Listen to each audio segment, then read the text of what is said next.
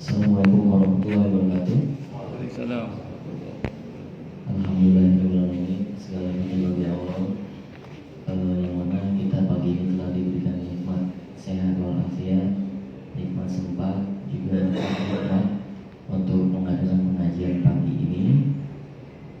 Tak lupa salawat serta salam kita inginkan kepada junjungan Nabi kita Nabi besar Muhammad SAW beserta keluarganya dan para sahabatnya. Untuk mempersingkat waktu, pagi ini sudah hadir guru besar kita Bapak Ustadz Subhan, yang mana nanti akan memberikan tausiahnya dan ujangan-ujangannya. Mudah-mudahan kita mendapatkan ilmu yang bermanfaat dari beliau. Waktu dan tempat kami persilakan Ustadz.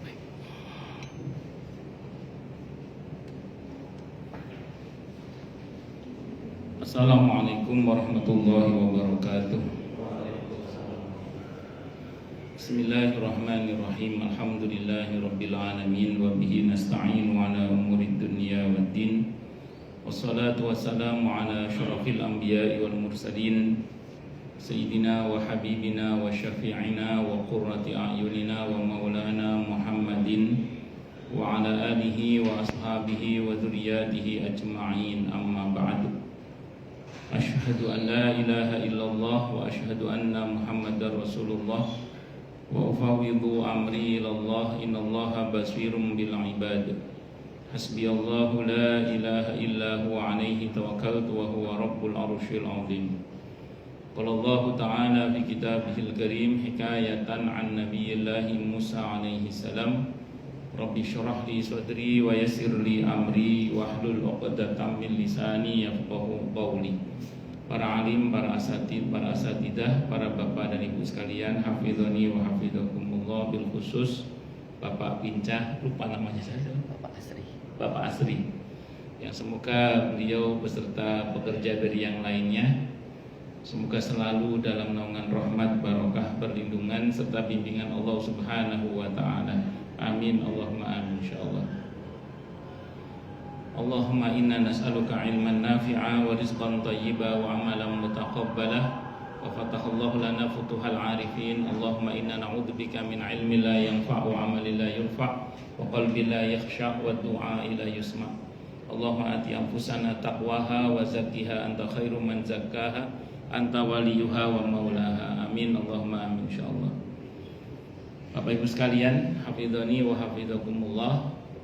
Dalam hadis Sahih Bukhari, Sahih Muslim, ini mafhum riwayat. Jadi pernah suatu saat ketika Nabi kita Muhammad sallallahu alaihi wasallam sedang ngajar kayak gini ini, tiba-tiba ada orang Arab kampung yang bertanya kepada beliau, menyela di tengah-tengah beliau mengajar itu.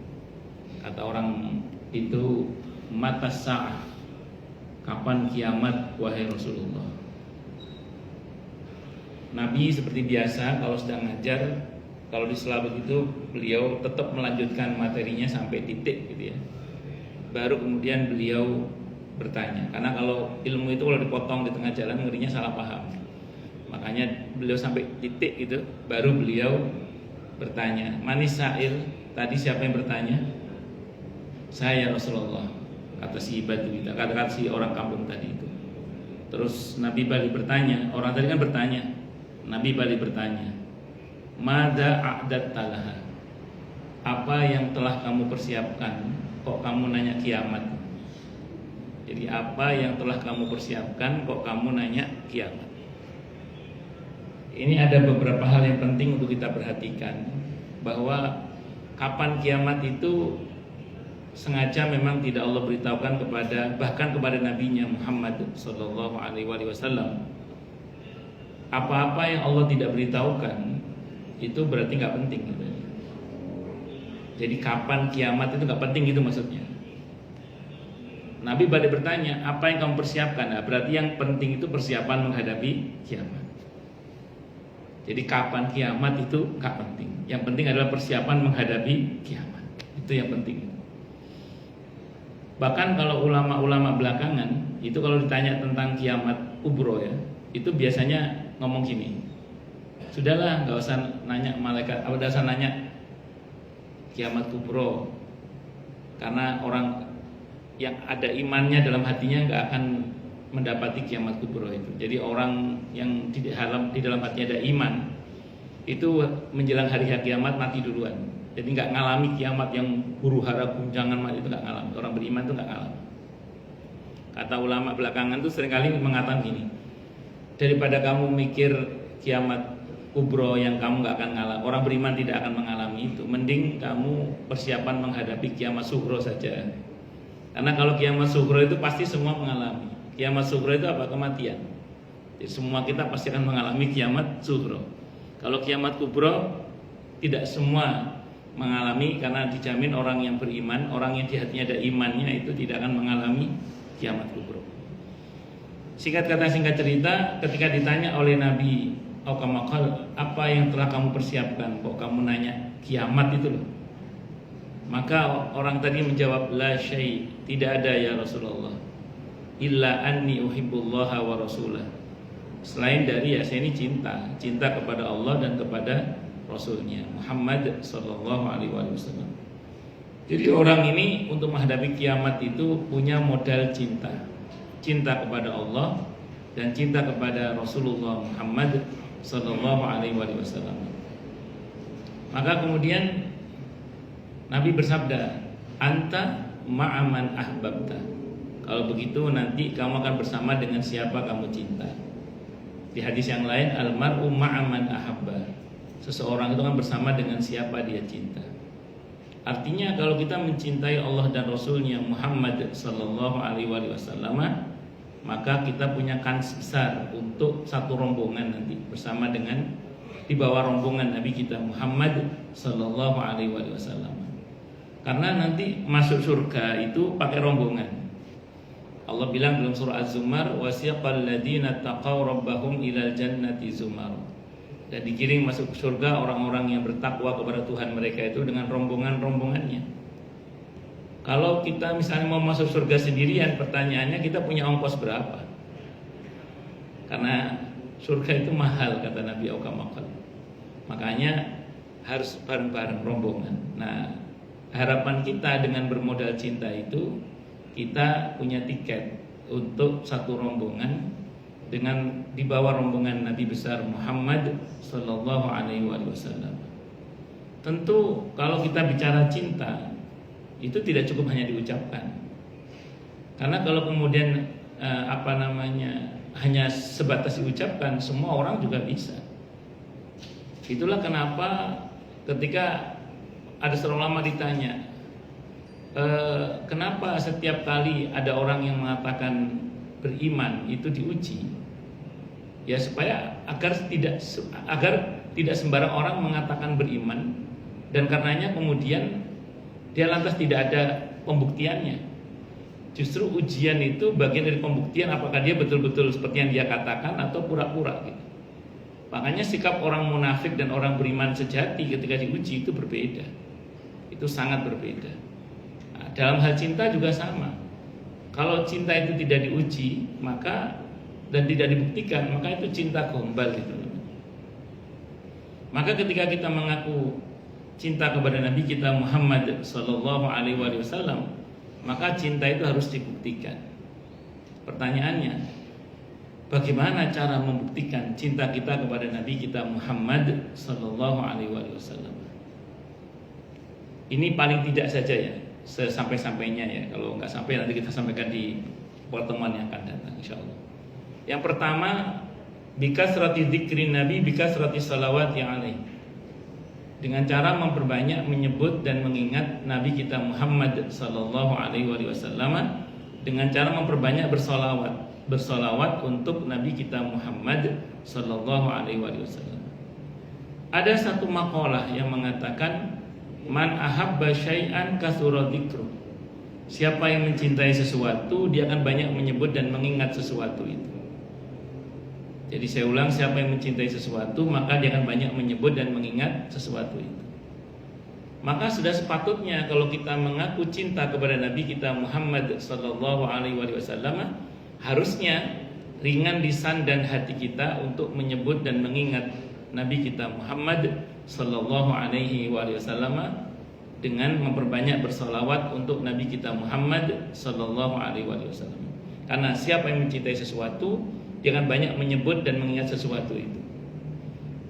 Seperti saya agak lupa lirik tahun 80-an kalau nggak salah atau 90-an awal itu gimana itu?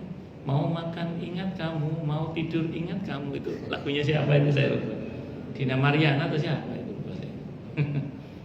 Bukan yang Iis Dahlia itu, bukan yang apa namanya? Itu teringat padamu lah, itu bukan itu.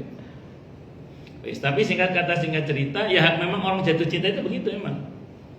Jadi mau apa aja ingat orang yang dia cintai. Demikian juga kalau kita mengaku cinta kepada Nabi kita Muhammad Sallallahu Alaihi Wasallam, maka sepatutnya lah kita ini, saya ulang tadi, banyak menyebut dan mengingat Nabi kita Muhammad Sallallahu Alaihi Wasallam dan berbanyak bersalawat untuk beliau. Dan bersalawat untuk Nabi kita Muhammad Sallallahu Alaihi Wasallam ini diperintah oleh Allah Subhanahu Wa Taala dalam Al-Quran di surah Al-Ahzab ayat 56 itu. Innallaha wa malaikatahu yusalluna 'alan nabi ya ayyuhalladzina amanu sallu 'alaihi wa sallimu taslima. Hei orang-orang yang telah beriman, sesungguhnya Allah dan para malaikat yang bersalawat atas Nabi, maka wahai orang-orang yang beriman, sampaikanlah salawat dan salam atas Nabi Muhammad sallallahu alaihi wasallam.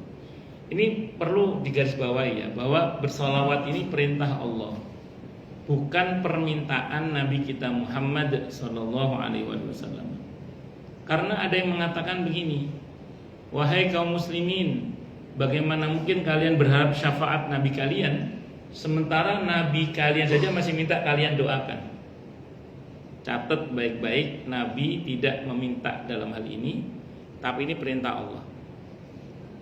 Apa bedanya kalau itu perintah Allah dan sebatas pada permintaan Nabi kita Muhammad SAW? Apa bedanya? Kalau itu perintah Allah, maka pasti manfaatnya kembali pada kita. Bahkan ini prinsip ya, sejatinya Nabi kita Muhammad Sallallahu Alaihi Wasallam itu tidak butuh doa kita. Kalaupun Allah perintahkan kita mendoakan Nabi kita Muhammad Sallallahu Alaihi Wasallam, itu manfaatnya kembali pada kita. Nanti kalau di kediaman panjenengan, di rumah panjenengan ada kitab Riyadhus Shalihin, nanti buka kitab Riyadhus Shalihin bab tentang sholawat. Cek hadisnya dari hadis pertama sampai hadis paling akhir, nanti cek. Ada beberapa puluh hadis itu. Nanti dicek nanti hadisnya. Sependek yang saya baca dalam kitab Riyadhus Shalihin itu, tidak ada satupun hadis tentang keutamaan sholawat yang kembali kepada Nabi kita Muhammad Sallallahu Alaihi Wasallam. Seluruhnya kembali pada kita yang membaca. Karena prinsipnya Nabi itu, Nabi kita Muhammad Sallallahu Alaihi Wasallam sudah dijamin oleh Allah. Nabi itu inna a'tainakal kautsar, kata Allah. Sudah dijamin Nabi itu masuk surga dengan telaga kausarnya itu. Nabi itu sudah dijamin oleh Allah, wa rafa'na laka dzikrak, kami tinggikan sebutanmu wahai Nabi, tanpa syarat itu. Artinya Nabi itu, kalau kita bicara secara prinsip, tidak butuh doa kita sebenarnya.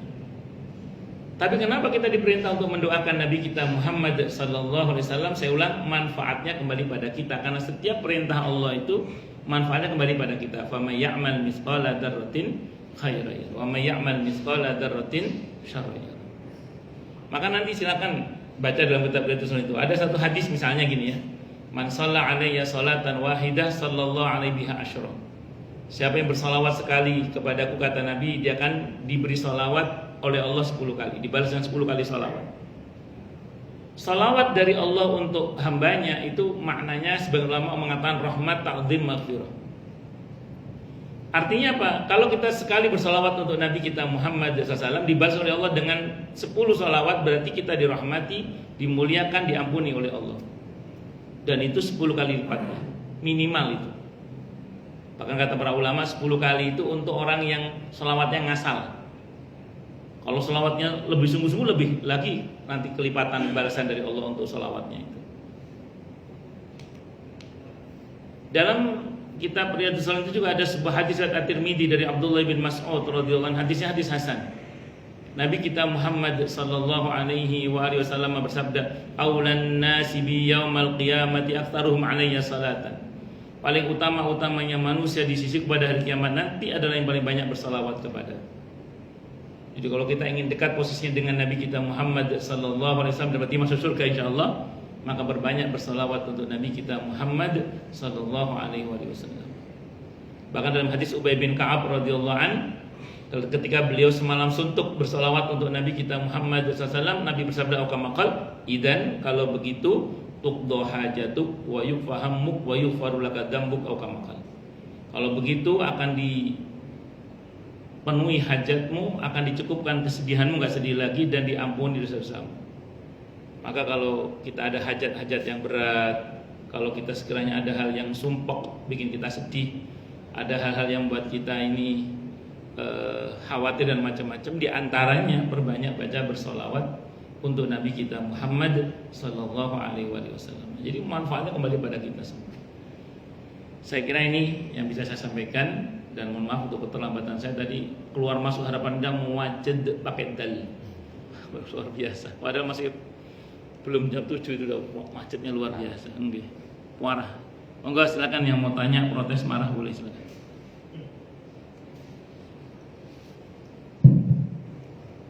Ya, Bapak Ibu ada yang mau ditanyakan? Oke, monggo. Bisa.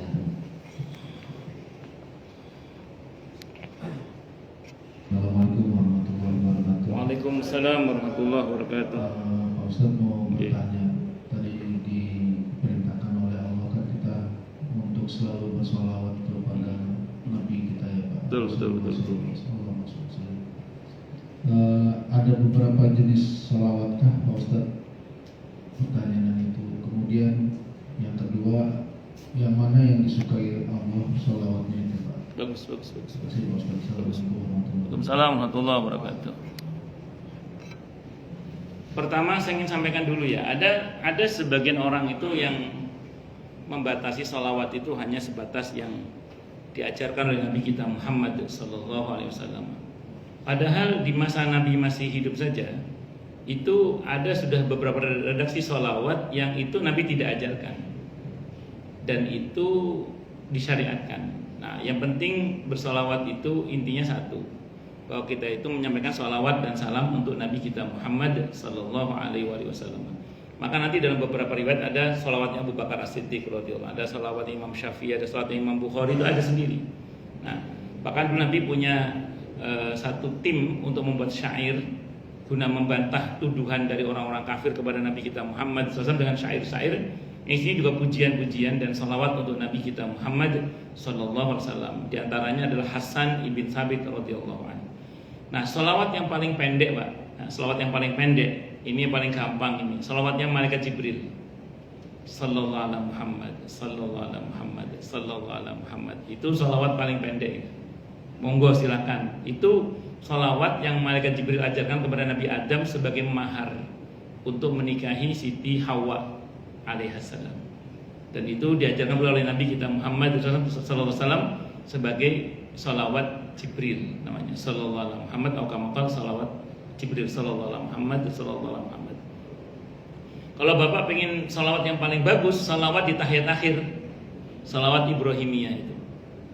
Terserah mau pakai Sayyidina atau nggak pakai Sayyidina, itu perdebatan. Kalau saya, karena saya bermadzhab Syafi'i, kecenderungan pakai kata Sayyidina. Allahumma sholli ala Sayyidina Muhammad wa ala ali Sayyidina Muhammad kama shallaita ala Sayyidina Ibrahim wa ala ali Sayyidina Ibrahim. Allahumma barik ala Sayyidina Muhammad wa ala ali Sayyidina Muhammad kama barakta ala Sayyidina Ibrahim wa ala ali Sayyidina Ibrahim fil alamin innaka Hamidum Majid. Itu selawat yang paling bagus, Pak. Adapun nanti ada sholawat macam-macam, monggo silakan dipelajari saja. Tapi secara umum saya sering contohkan ke jamaah itu, sholawat yang paling pendek, sholawatnya malaikat Jibril itu, sallallahu alaihi Muhammad, sallallahu alaihi Muhammad, sallallahu alaihi Muhammad. Kalau sholawat yang paling bagus, sholawat Ibrahimiyah, itu sholawat di tahiyat akhir itu, Pak. Monggo terserah mau pakai yang mana, yang penting perbanyak bersolawat untuk Nabi kita Muhammad sallallahu alaihi wasallam. Saya biasanya kalau hari Jumat begini, saya baca yang sebelum saya bersalawat yang banyak, saya baca pertama misalnya 3 kali ya, assalatu wassalamu alaika ayyuhan nabi wa rahmatullahi wabarakatuh. Semoga salawat dan salam atas wahai Nabi. Kenapa saya bilang begitu di beberapa awal salawat itu, sebelum saya baca salawat yang banyak di hari Jumat? Karena ada ulama yang mengatakan khusus di hari Jumat salawat ini disampaikan kepada Nabi secara langsung. Kalau di luar hari Jumat itu via Jibril, kita dibawa oleh malaikat Jibril salawat kita kepada Nabi, Nabi mohon kepada Allah, Allah menurunkan salawatnya untuk kita. Tapi kalau hari Jumat langsung salawat kita disampaikan kepada Nabi kita Muhammad SAW. Makanya saya kalau hari Jumat itu biasanya menggunakan redaksi assalatu wassalamu alaika ayyuhan nabiyyu wa rahmatullahi wabarakatuh. Atau kalau saya lagi di kota Madinah, itu di kotanya Nabi, saya sering kalau salawatnya misalnya assalatu wassalamu alaika ayyuhan nabiyyu wa rahmatullahi wabarakatuh. Sisanya udah bersalawat apa ya macam-macam. Nah, ngoten Pak nggih, wallahu alam bisawab. Iya, ada lagi kira-kira yang mau ditanyakan Bapak Ibu?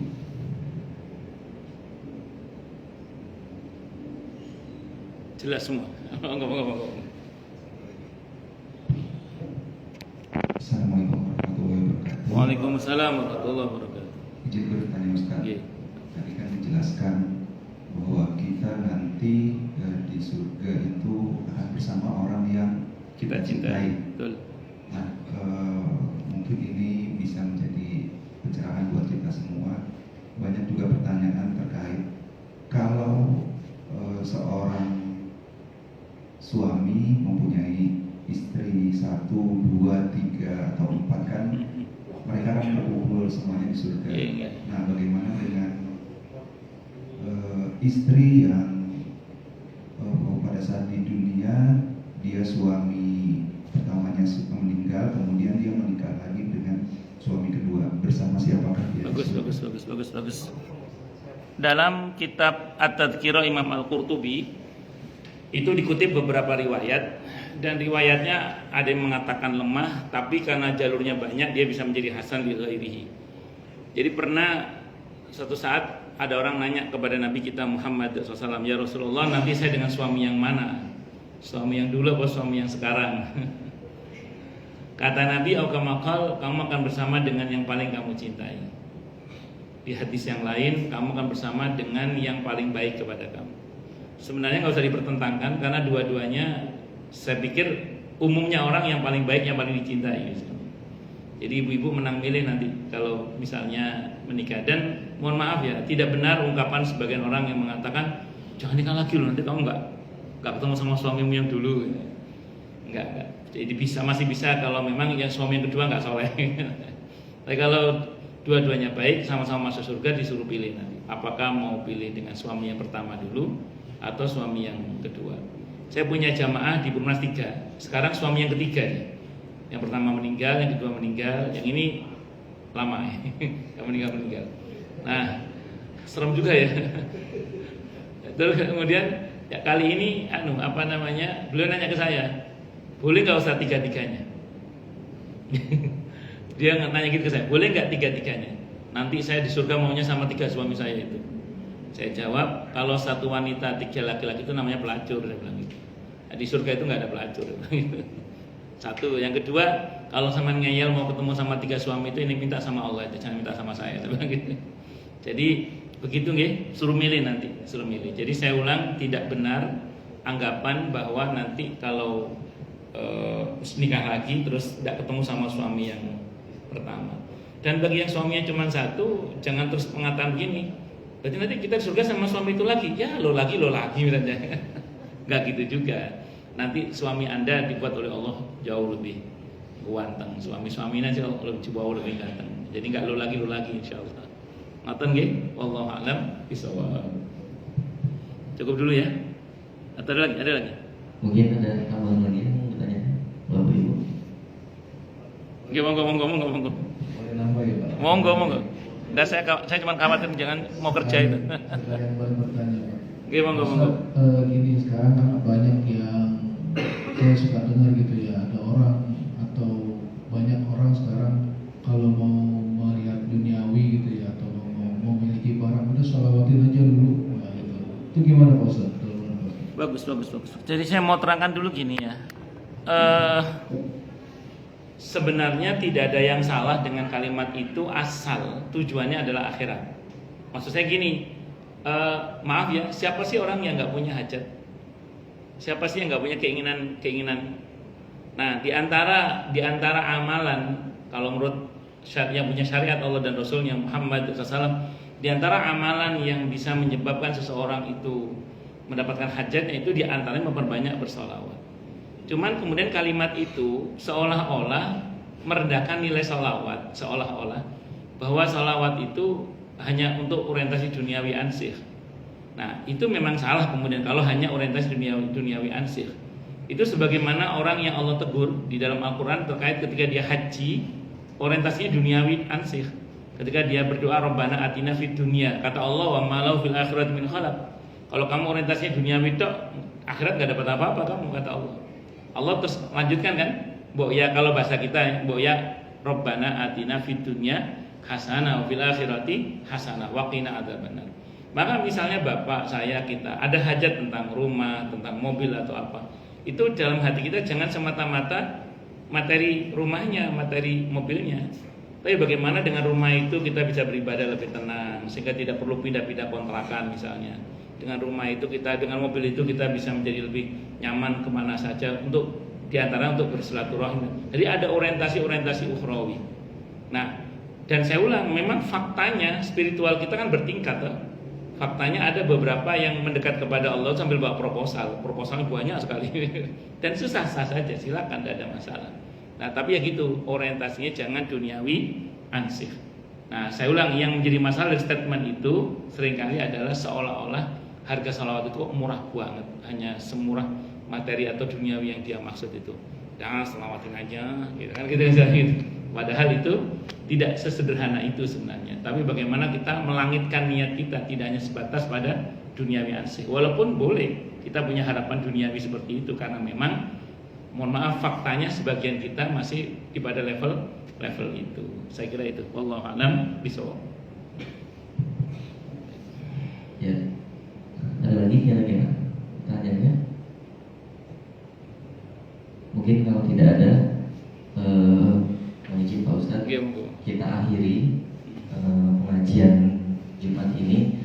Mudah-mudahan apa yang disampaikan oleh Pak Ustadz tadi memberikan manfaat dan faedah untuk diri kita, untuk kita bawa kehidupan sehari-hari, terus kita bagikan lagi ke keluarga kita ya Pak Ustadz ya. Betul. Jadi amal jariah untuk kita. Mungkin itu aja saya akhiri pengajian pagi ini.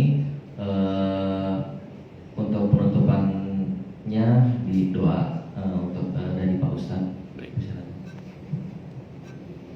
Kita tutup dengan doa. Mudah-mudahan kajian kita bisa bermanfaat, mubarakah fid dini wa dunya wal akhirah, untuk kita, keluarga kita, dan seluruh umat Islam semuanya.